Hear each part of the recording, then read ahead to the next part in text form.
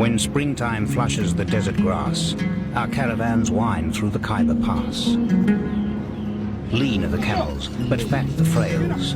Light are the purses, but heavy the bales. As the snowbound trade of the north comes down to the market square of Peshawar town.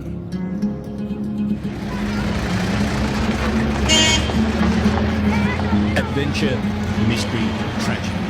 The Khyber Pass has seen it all, as have the smugglers, still plying their trade more than a century after Rudyard Kipling penned his verse. The old Khyber rail line now serves as a footpath for an army of smugglers.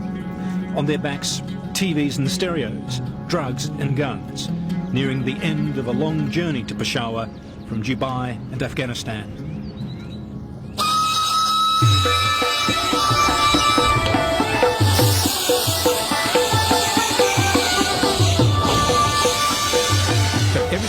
The line clears, meaning only one thing. The Khyber-themed safari is on its way.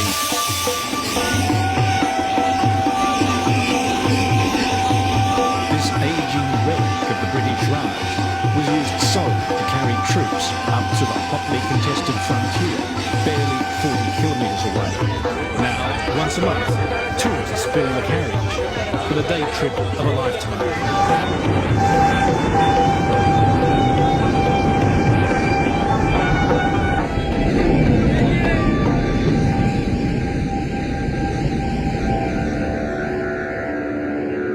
Just out of Peshawar town, a hurdle inconceivable in the glory days of empire. This is possibly the only train in the world under the direction of air traffic control as it trundles across the main runway. The next barrier is political, as we enter the tribal area, the autonomous border zone that is beyond Pakistan law.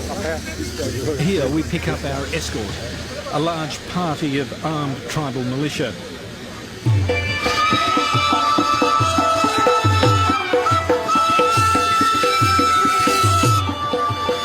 Like the British before them, Pakistan would accept that their control of the fierce tribes of this region is at best tenuous. Better to let them run their own affairs in a society where carrying a gun is a birthright, where the Kalashnikov has replaced the old muzzle-loading desire.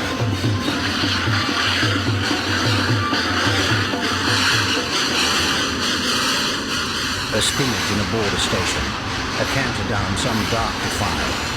£2,000 of education drops to a 10 rupee desire.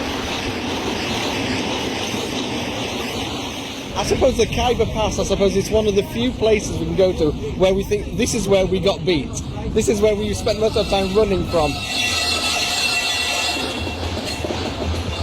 Today that sense of adventure remains. The American and British embassies warn of terrorist attack by Islamic fundamentalists. A warning ignored by the passengers. Many of them, in fact, British and American diplomats, more worried about car accidents than kidnapping. The biggest problem for people in Pakistan or India is the driving. And I imagine people will still be taking pot shots at the train like they did hundreds of years ago.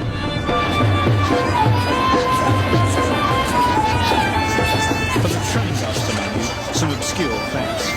The line was completed in the 1920s. There are 34 tunnels, more than 5 kilometres of darkness. 2 engines are needed to push and pull the carriages up the steep hill. It was all guarded by a formidable network of forts.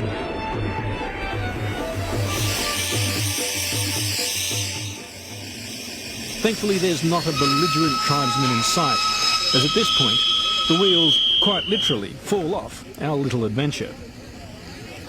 Okay, we are on the move.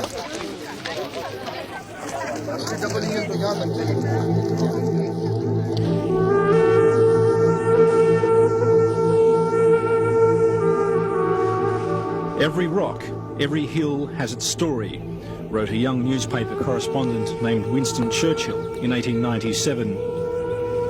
You can still find the proud emblems of half-forgotten British regiments that endured the long, lonely years up here. The allure of the Khyber has long proved irresistible to the adventurers of history. Alexander the Great, Genghis Khan and many others marched through the Khyber Pass, the strategic gateway to India, the gap in a mountain range called the Hindu Kush, meaning Hindu killer.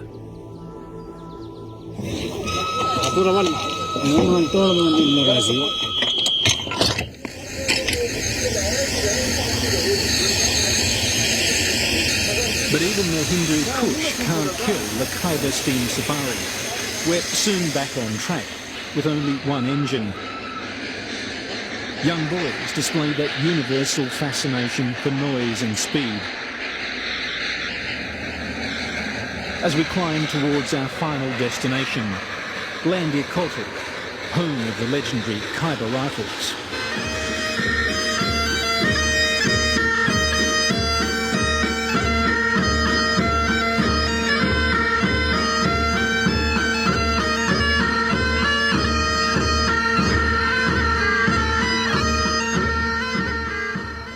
So, Captain, how important is the heritage of the Khyber Rifles? As for the history of the Khyber Rifles is concerned, as you know that the Khyber Rifles is the oldest unit of the civil armed forces throughout Indo-Pak subcontinent. This unit was raised in 1878 from amongst the local tribes during the Second British-Afghan War by Captain Gaisford. Apparently, the whole macho frontier fighter thing has been largely consigned to history. Our escort, Captain Badar, happily admits he's more of a tour guide. How much pride do you have in serving in the Khyber Rifles? A lot. A lot. My father was a soldier here in Khyber Rifles. Yeah. And you've followed in his footsteps? That's right.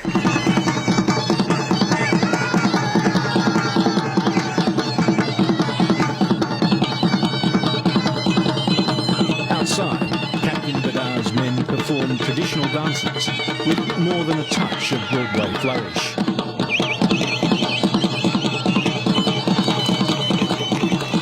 This is boutique tourism, carefully crafted for the cameras. You wonder what the hard men of history would have made of it all.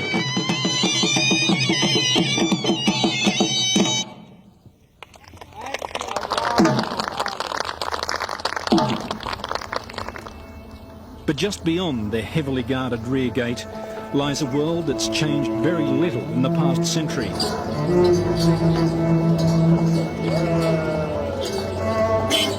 Landi Kotal, home to the fierce Pashtun tribesmen. These people still live and die by their ancient code of honour, Pashtunwali. They demand respect for their land, their faith and their women, who are kept largely under wraps behind closed doors. As guests, we're perfectly safe, insists Muzaffar Khan Nazir, tribesman turned government official. They are of the peculiar nature. They are more democratic. They are the best friends and they are the best enemies. They sacrifice their own lives, their property just for the sake of the friend. When somebody betrays him, so he is the best enemy. He will never forgive a person.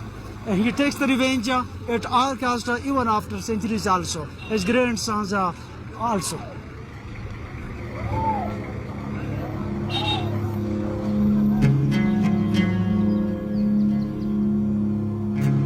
The railway line ends a few kilometres out of town, but for us it's off limits. This was the very edge of the British Raj and is the boundary of modern Pakistan. Just beyond the Guards lies the madness and bloodshed of Afghanistan. Conflict, it seems, is never far from the Khyber.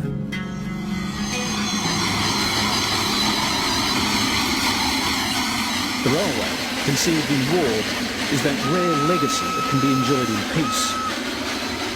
Only 40 kilometres long, yet right up there as one of the great train journeys of the world.